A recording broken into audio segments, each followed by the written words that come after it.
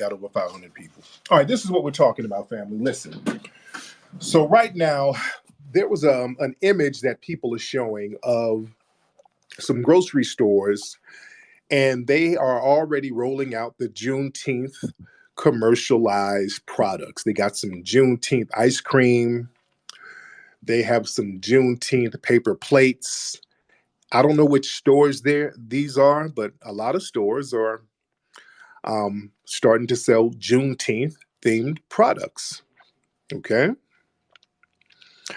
And a lot of people in the community feel a certain way about it. They're saying, oh my goodness, our culture should not be commercialized. It shouldn't be commercialized. It shouldn't be commercialized. Some people are saying that our trauma, excuse me, our trauma should not be commercialized and trivialized. People have some valid concerns. Some people are saying we shouldn't let other folks make money off of our culture because, as we know, Juneteenth has become a federal holiday. That was a bone that the Biden administration threw to Black people for not doing anything tangible. So they threw us a bone and said, hey, look, we gave you Negroes a federal holiday. All right. But here's the thing. Black people were already celebrating Juneteenth for years and years and years. But here's my take, family. Here's my take. I'm going to play the devil's advocate here. This is my take, ladies and gentlemen, on that. I don't blame the corporate media for commercializing the culture. I don't blame them. That's what they do. Now, some people are saying, well, they're commercializing our culture and they're making money and we're not benefiting from it and all that, which is absolutely true. And this is why we should have been first in line to commercialize our own culture. Black people, this is where you drop the ball. You are supposed to surround your culture and build an economic base off your own culture. This is our culture. We're supposed to build an economic base off of it like other people do. If we celebrate a culture, build an economic base off of it, a base that we control. We get ahead of everybody else. Everybody does that. You build an economic base off your culture. That's not exploitive. It's your culture. We have to learn how to do that. Sitting up here pointing the finger at these white corporations, they're going to do what white corporations do. All right. They're going to hop on a wave. They're going to hop on a trend and they're going to capitalize off of it. They capitalize off every wave and trend we do. We have to get ahead of the game and stop trying to shame these corporations. They don't give a damn. They're going to make their cheddar. This is a federal holiday. Knowing that this was a federal holiday, Black folks should have been lining up, getting their Juneteenth themed products ready. We got to start getting ahead of the game and controlling our own culture and the resources that come from that. Do you understand me? Of course they're going to make Juneteenth ice cream. Y'all asses should have been making some Juneteenth ice cream. That's your culture. You create an economic base from your culture. Everybody does that. But us. See, we got this thing and we have to get this filth out of Black society where when we do something that creates an economic base from our own culture, well, we ain't supposed to be making no money now. Let's get off that vow of poverty nonsense. We should have been doing that. And here's the thing. Now, if there were some Black folks who did create some Juneteenth products and they put it on the market, unfortunately, there would be a bunch of Negroes talking about, why are you making money off that? We got to get off that. We got to get off that money shaming, this thing where we're scared of money when it comes to our culture, when it's something constructive. There's this thing, if there's something, in Juneteenth, I look at it as constructive because it was a celebration of freedom. So that was something that was historically constructive. We got out of bondage and we were celebrating being out of bondage. We were celebrating our freedom. That's a constructive thing as far as Black society. That's something that should be celebrated, and you should create an economic base off that and sell your trinkets or whatever, because that's your culture. We have to own our culture. We have to learn how to own our culture. Black folks have this thing about being afraid to own our culture, to control the resources that come from our culture. We let everybody exploit all of it. We don't have a problem when certain negative aspects of the culture gets exploited, like ratchet rap or whatever. Everybody exploits that and nobody has a problem with it. But when it comes to something constructive, this is why I go through a lot of stuff when I do history documentaries. It's surprising that you have the Sambo class that will complain about the money being made off history documentaries. We're supposed to make money and create economic basis from our culture. We're supposed to do that. We're supposed to control the resources of the cultures that we create. Let me get some of the family to chime in. Raise your hand. Let me see what's on your mind. We got a lot of folks in here, almost 1,000 people. Let me hear from you guys. Raise your hand if you would like to chop in. Let's get Rivera. I don't know what your name is, brother, but hop on, sir. Let me get your take on it.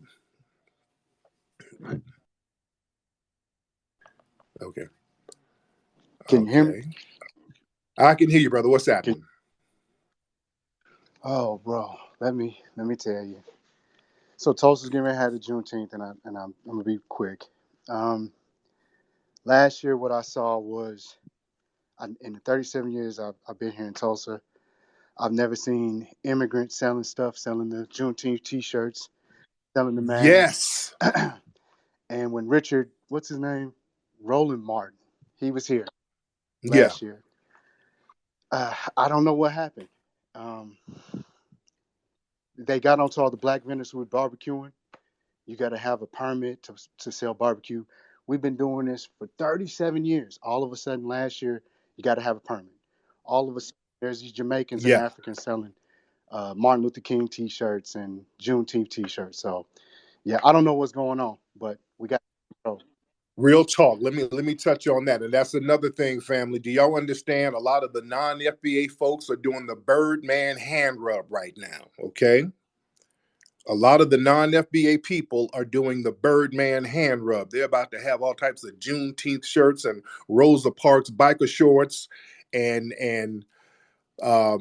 Malcolm X flip-flops. They're going to have all of this stuff about our culture that they're peddling out there. Okay? Y'all about to see it heavy because we dropped the ball. A lot of us, we sit here and take this weird vow of poverty when it comes to utilizing our culture and creating a base off of it, creating an economic base. We should do that. There's absolutely nothing wrong with that. And the corporate white media and the non-FBA sector, they see a void and they're going to take advantage of it. Right now, the world is looking at us for the month of June. June is now an international spotlight on Juneteenth. So, of course, there's going to be a commercialization of it. We have to be in the forefront of that. There is nothing wrong with making money with your culture. I want Black folks to understand this. There's nothing wrong with making money off your culture. Let me get my brother Willie D in here. Shout out to brother Willie D. What's up, brother Willie? That's my brother Willie. What's up, Will? Where you at, brother? Oh, turn your microphone on, Will. Waiting on Will to turn the microphone on. Where you at, Will? Waiting on Will to turn the microphone on. Okay, here we go. There it is. There it is. What's up, King? I'm good, player. How you doing, man?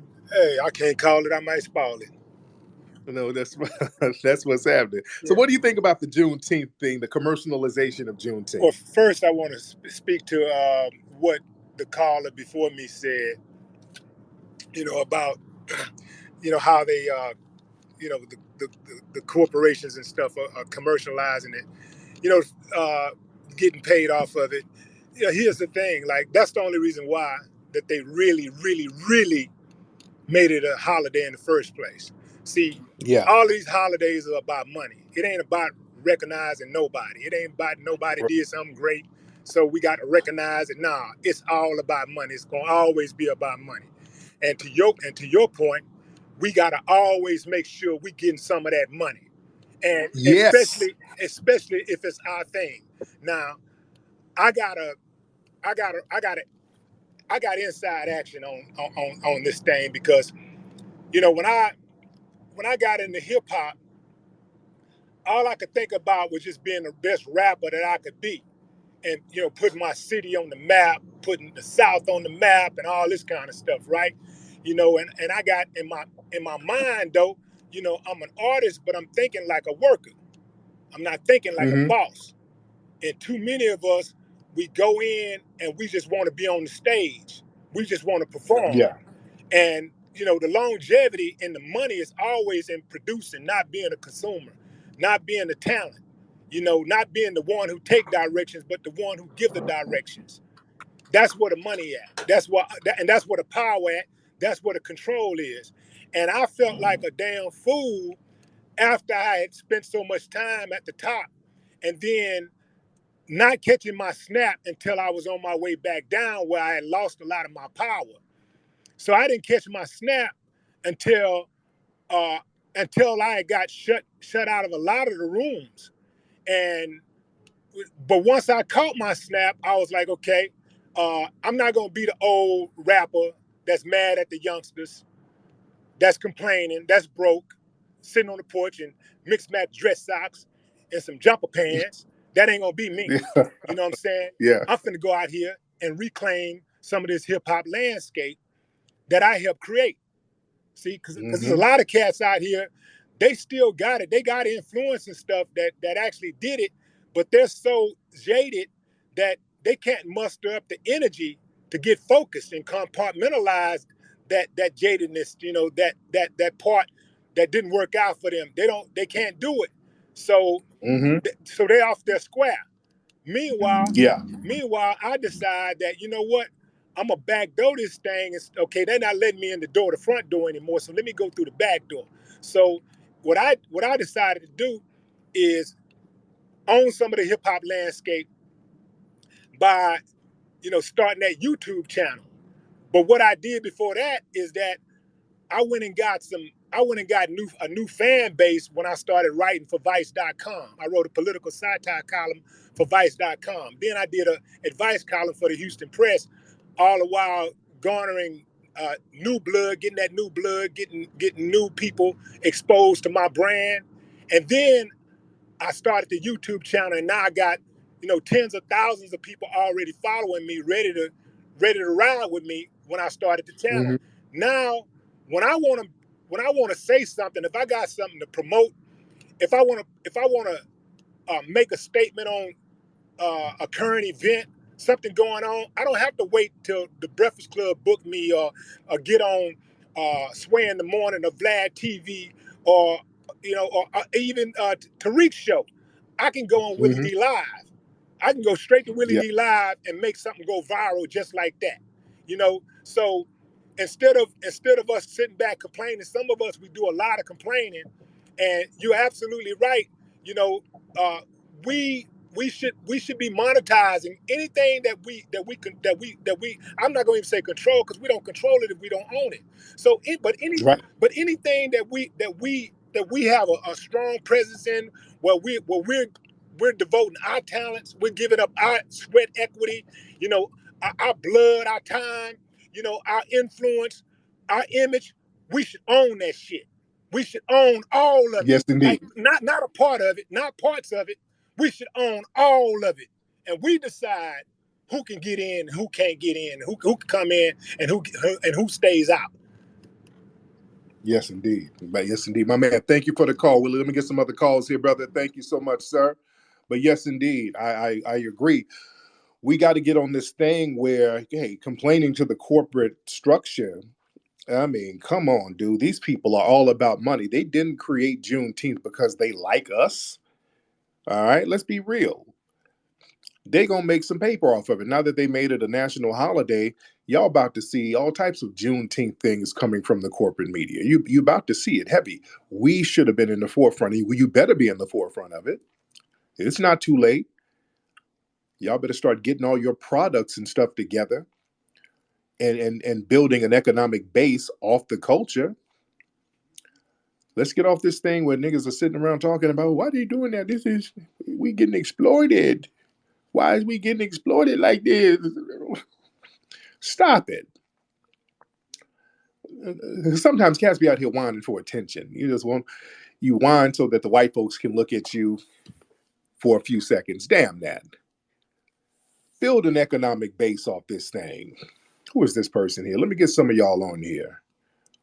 All right, we need to get an economic base going. We need to commercialize our own culture. Y'all need to have Juneteenth lunch boxes made. Let me tell you something. For Cinco de Mayo, the Hispanic community, they commercialize that within their own group. Every person is out there making some money off Cinco de Mayo. They have the Cinco de Mayo taco truck parked outside the club. Man, they're out there selling Cinco de Mayo themed oranges. From the corporate to the people on the streets. They're going to get some paper off their culture, as they should. Everybody does it. I was in Arizona some months ago, going to some of the Native American sites. They make money off their culture, commercializing it. They sell Indian themed pizzas and all types of stuff. You're supposed to control your culture. We're the only people who got this shameful thing about making money from our own culture. We got to get, I don't know where that shame thing has to get up out of here. We got to get over that thing about being ashamed to do something constructive. Now, if it's something ratchet, we have no problem with that. Let's be clear. We have to specify that. If it's something ratchet as hell, we have no problem with that. But when it's constructive, we think we're supposed to give all of our constructive cultural equity away, and we're not. The constructive things are the things that you have to commercialize the most.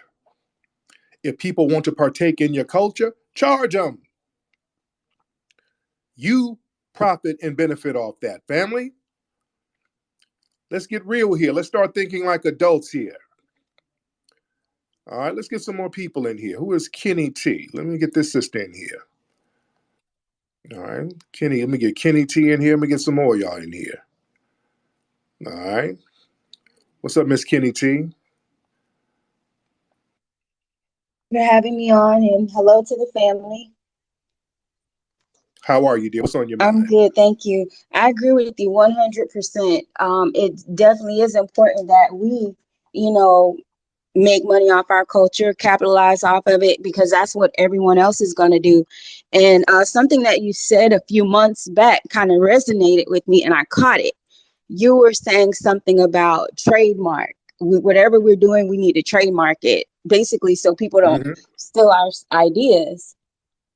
And and I'm not trying to promote something that I have going on right now, but I had something going on, and I said, you know what, I need to trademark this, because they will take this idea, they will steal it, and they will claim it. And also, if we're going to promote our culture, we need to make sure that we take the, the legal steps to make sure that we have ownership of it as well.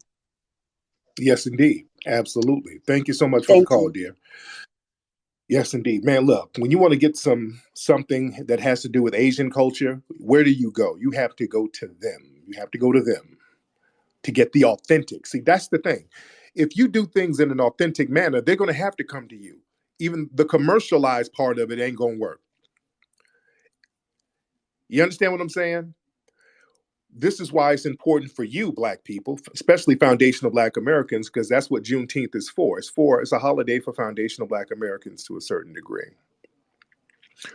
And when you create and commercialize your culture in an authentic manner, people have no choice but to go to you. They would rather go to the authentic source than the corporate side of the game. For example, let's go to that Juneteenth ice cream. Now, if there's some of you guys out here, I'm just giving y'all some ideas. Now, as y'all remember back in the day, our grandmothers used to make homemade ice cream. Y'all remember that? Some of y'all who grew up in the 70s and 80s, you had grandparents who lived in the South, and they knew how to make homemade ice cream, and that shit was good as hell. It tastes way different than ice cream in the store. It is absolutely delicious. If you have not had homemade ice cream, from your granny down in the South, you have not had no damn ice cream. In fact, modern ice cream, soft ice cream as we know it, was created by foundational Black Americans in slavery. Our brother Hamilton, um, he was, what's that brother's name? I always forget his name. He was a brother, he was enslaved by Thomas Jefferson. Hemings. It was Sally Hemings' brother, I think. He created the modern ice cream that we have now, the soft serve ice cream. So that was something that was created by us. Homemade soft serve ice cream. We created that as foundational Black Americans during slavery. Hemings, Thomas Jefferson's slave, who was his cook, created that. I want y'all to look that up. So some of these folks, some of y'all can get some of those recipes and some of those techniques that Granny used to make and make your own homemade ice cream. Sell that somewhere. Get you an ice box, an ice bucket that with wheels on it. Take it somewhere. You sell that. You cash the hell out, or even box it up and package it commercially and sell authentic homemade Juneteenth ice cream. It would sell through the roof. People would go to you instead of Walmart getting the value deal Juneteenth ice cream. I'm telling you how to commercialize your stuff and utilize your culture for your own benefit. You understand? I learned that doing the history films that I do. See, when it comes to Black history films, talking about Black culture, I made authentic films about that. So that's why whenever they start making commercial films through Hollywood talking about our culture, our films outsell those. When we saw, remember last year when Buck Breaking came out, that outsold every other film on Amazon. We were outselling everybody. And it wasn't just history films. All the other films were outselling in different genres. But when it comes to history, even now, if you go to Amazon and look up Black history films, one of my films is going to be up there. I guarantee it. You can go to Amazon right now and type in Black history films or Black history documentaries. One of my films is going to be on there. Because we make the authentic thing. People are always going to go to the authentic source. You're not going to go to the white corporate structure because they know that it's watered down. You know it's watered down. Even if you want to get good tacos, where are you going to go? You're going to go to Taco Bell, or you're going to go to Felipe with the food truck on the side of the road? I'm going to Felipe, because I know his tacos are going to be a little bit better. I'm going to go to the authentic source. We have to start acting like the authentic sources that we are. We've always been the authentic source. We have to walk into that and we have to own that. We are the real McCoy. The name, the real McCoy, came from a Black man, another foundational Black American, Elijah McCoy. He was so thorough with his products, white people tried to duplicate his products, and the customer said, no, I don't want this whitewashed duplicate. I want the real McCoy. They knew we were the authentic source. We have to walk into that. Let me get some more people in here. Let's get Catherine in here. Catherine Martin. What's up, Catherine Martin? Tariq, what's up? Oh, and his name is James Hemings, Sally Hemings' older brother. He studied in France. Right, there you go. James Hemings. That's what I thought. Yeah, Yes, Sally I Hemings. forgot his first name. Yeah, Sally Hemings. Some of her descendants actually settled in Ohio, Chillicothe, Ohio, right outside of Columbus. So it's a big. Hey, I got to get it right. Yeah. So yeah. I just think no matter what we do, because Hollywood is so powerful, it's like they could just crush us. Anytime we have an idea, anything authentic, even Wendy Williams, this woman been telling the truth for selling gossip forever, but TMZ get to make the money on it and then not get shut down. You know what I'm saying? Mm-hmm. The powers that be, and then they make us mad at each other. We always arguing, we need to do Yeah. this. There was some white immigrant from Libya trying to argue with me earlier. We were talking about, I don't know, I tweeted something and then he tried to hop in the comments being slick. He said something about the movie Buck Breaking. He was saying something slick. He's like, yeah, when are you going to do another Buck Breaking, Tariq? Trying to be sarcastic. I said, well, damn it. And I looked at his page, had a flag on there, and he was one of these people talking about how Black people need to get it together over here and Black people need to stop Black-owned Black crime. And I'm like, what?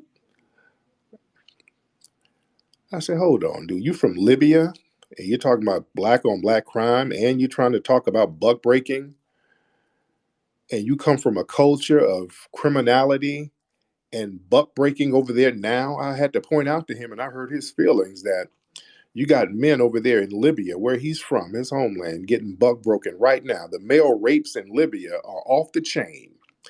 They're raping dudes left and right over there. They're raping men and boys over there in Libya. They're raping men and boys to the point where they have to jump in the water to try to swim to Italy to get away from the raping. Man, don't let people, man. We got to stop letting people fix their lips to try to talk greasy about us. We have to shut that down. I don't want to hear nobody. Nobody has a right to say nothing about foundational Black Americans at all. Nobody. No, we got to stop this thing. And then what happens is Black folks start co-signing it. Well, he do have a point, man. We got to stop all these black on black crime. Stop it, because that's where they want to get you. They want you to sit here and be on this self-deprecating nonsense. Nobody's at liberty to tell us anything because we don't commit crime at any rate higher than any other group. Every group commits crime. We're the only group that doesn't have an organized crime factor. Other people, they have organized international crime syndicates that we don't. Don't ever let nobody shame you or talk about no damn crime.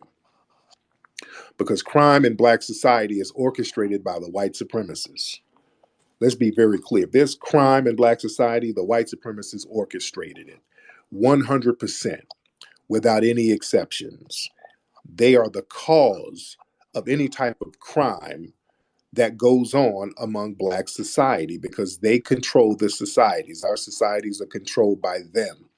We don't have autonomous societies that we control. They control it, and they control the enforcement of the laws and the protection. That's why everything is all shot to hell. So they are at fault. We don't control our neighborhoods. We don't control law enforcement. We don't have protection from them. And when we try to protect ourselves, well, that's black on black crime. That's what black on black crime amounts to a lot of times, is people trying to protect themselves. We have to understand the hand that white supremacy plays in it. We can't get anything cracking until we get that white supremacist problem knocked out. People in here, y'all raise your hand if you want folks in here right now. We got 1,300. And by the way, y'all need to be following me on my YouTube channel. All right? My Tariq Radio YouTube channel. Let's get some good folks in here.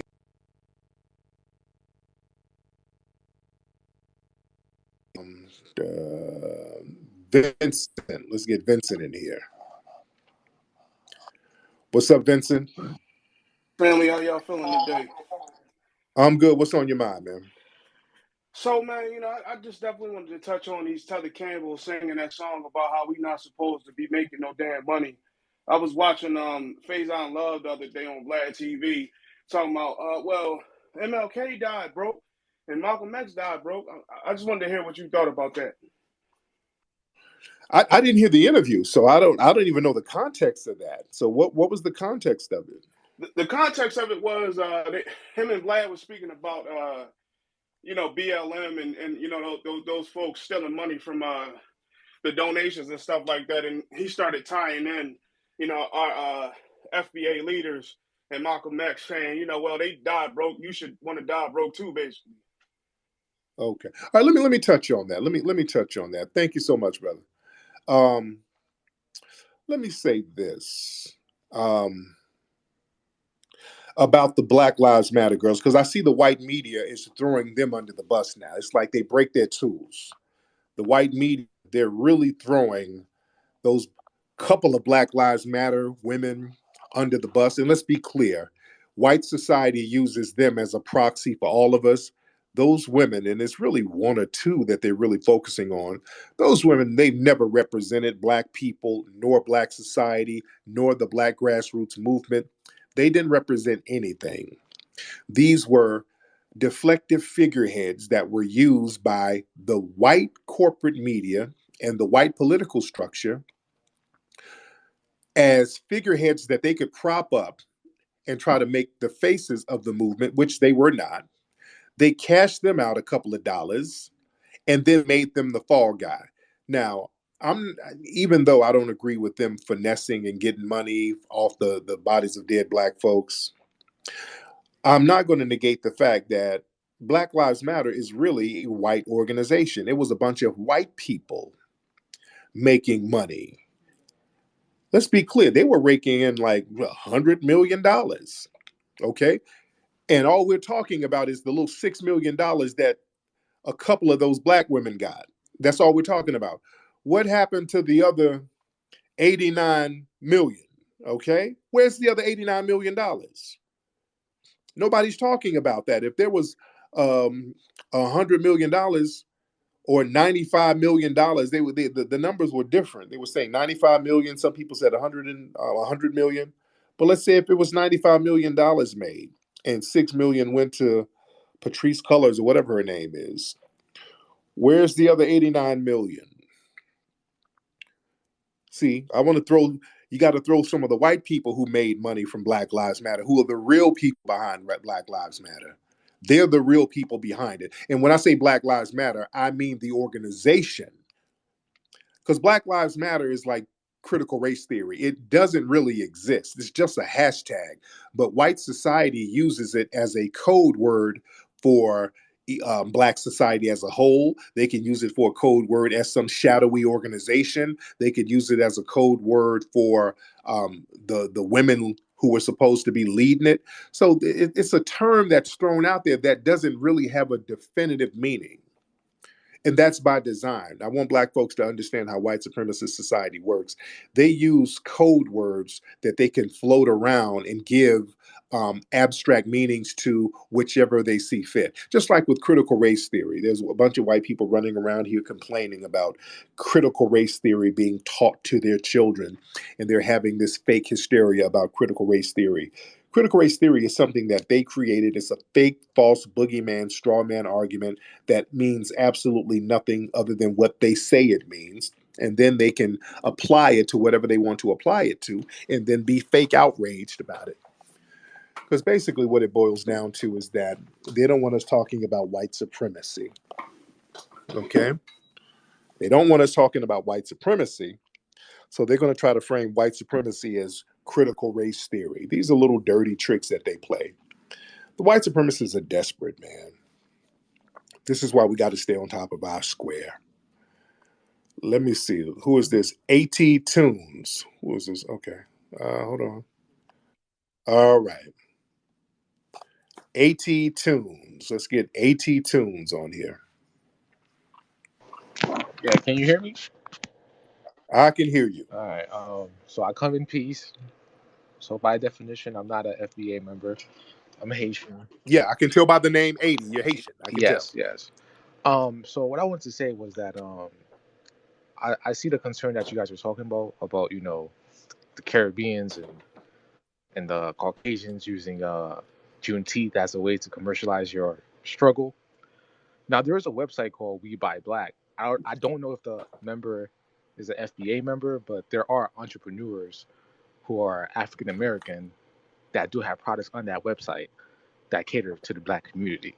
Just putting that out there. Mm-hmm. Of course. Mm-hmm. That's all. I'm not saying. Yeah, I'm not even tripping. Look, I'm not tripping on it because I know people are going to make money. I know Africans and Caribbeans are going to make money off Juneteenth, and I'm not tripping. That's fine as long as there's respect there. But I'm just saying that foundational Black Americans need to be capitalizing too.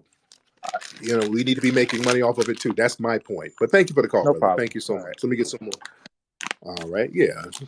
I really don't even have a problem with it. But don't be making money off of it and then turn around and be like, oh, these lazy akata. I don't. Now that is something else. And another thing with Juneteenth,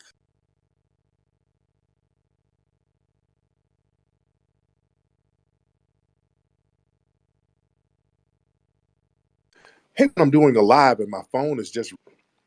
But I noticed that a lot of people, I'm not going to be on here too much longer because people are calling me like crazy right now. It's in the middle of the day and I'm going to be on Fox Soul tomorrow talking about immigration tomorrow. I don't know if it's live, but if you guys have Fox Soul, I'll be on there tomorrow. Me and I think Brother Marcel Dixon and some other people. So they're probably calling me for that. But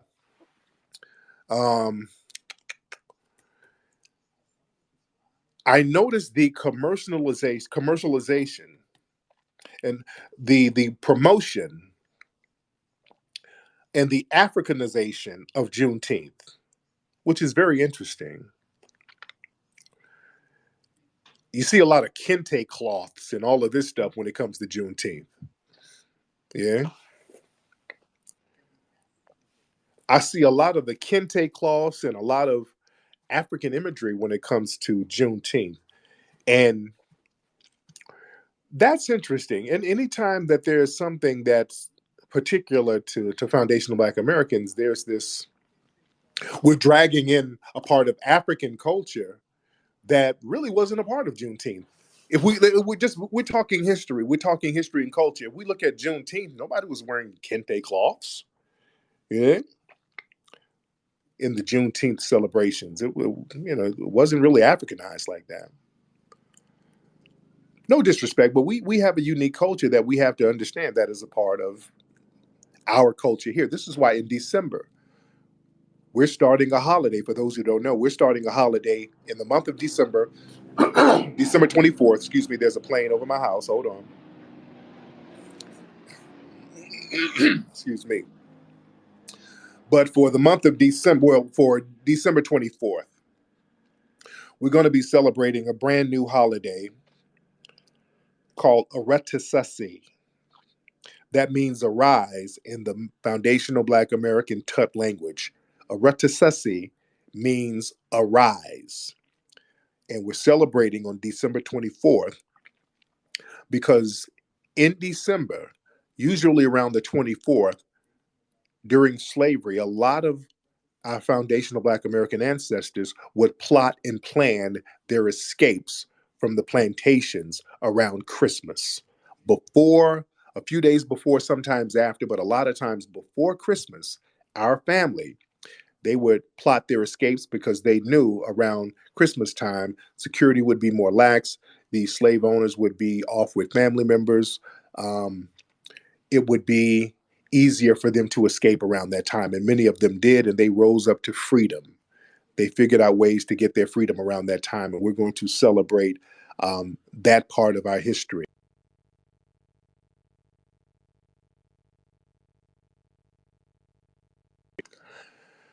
But we're going to be celebrating that in December 24th. We're going to be celebrating that, ladies and gentlemen. All right. But listen, let me get out of here because people keep calling me for different reasons. So I appreciate everybody for tuning in.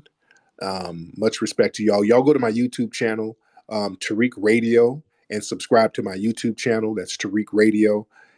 Also, go to Amazon, get my book, Foundational Black American Race Beta. If you want to get some good game off that, very good book, Foundational Black American Race Beta. Get that on Amazon. And I will holler at y'all later on. I'll probably go live later on this afternoon. So peace.